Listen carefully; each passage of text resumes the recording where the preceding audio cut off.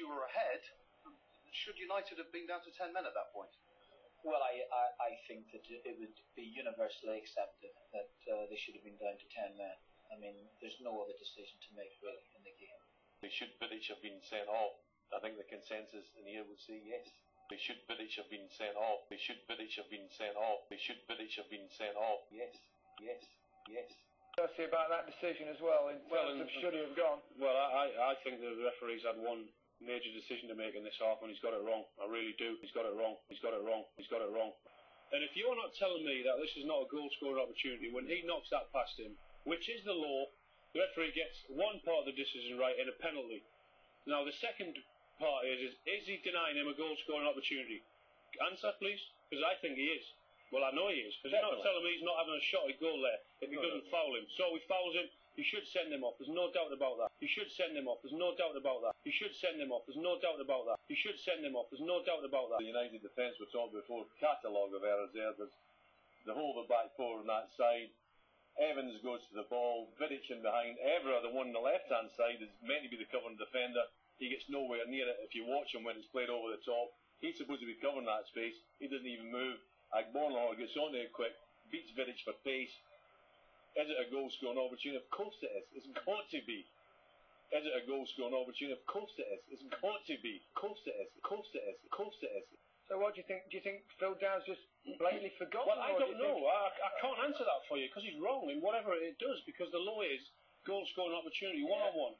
Interesting thing that Phil Dowd sent off 5 United players in the last season. Interesting thing that Phil Dowd sent off 5 United players in the last season. Ferguson said after the game, he said, well, what do you expect? It's Phil Dowd, so maybe he's a bit scared.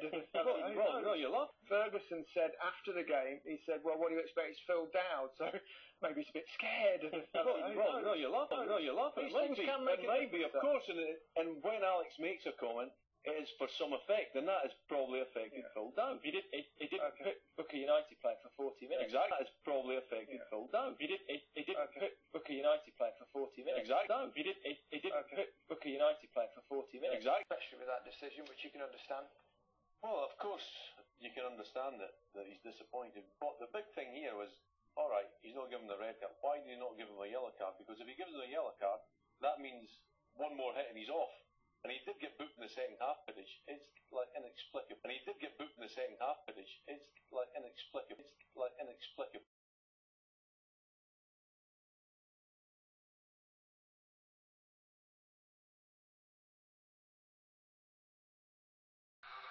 Stephen Warnock takes the free kick. Agbornlor turns, brought down. Howard Webb says no. Graham. A definite penalty. I've got to say, Martin.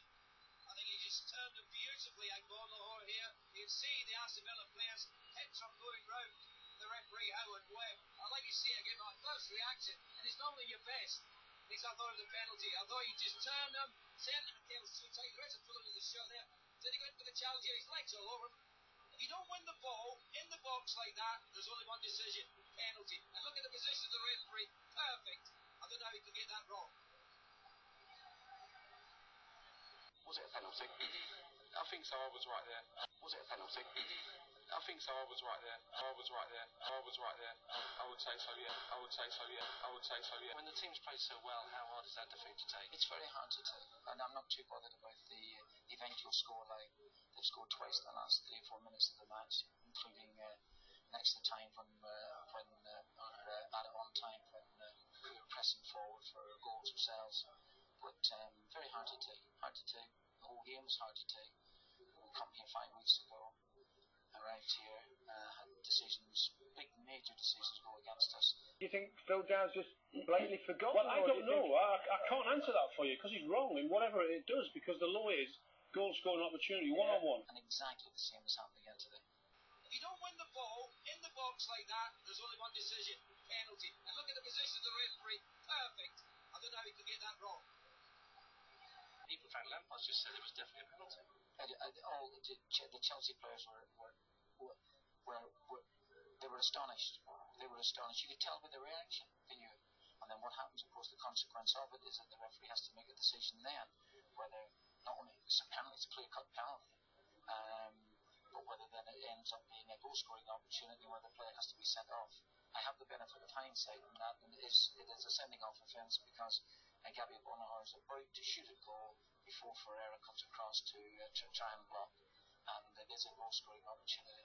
So the consequences of all of that there, I think, were just too big, and the referee chose to miss it. And when their goal as well, John Terry's admitted it was a shot that just fell at Drogba's feet. You must feel luck is against you here. I didn't think that the players deserved that today, and I think that if you look during the course of the game, that Chelsea must have been very, very lucky to end that game with 11 players in the boots for a number of incidents, including John Terry's challenge on James Milner, which is terrible.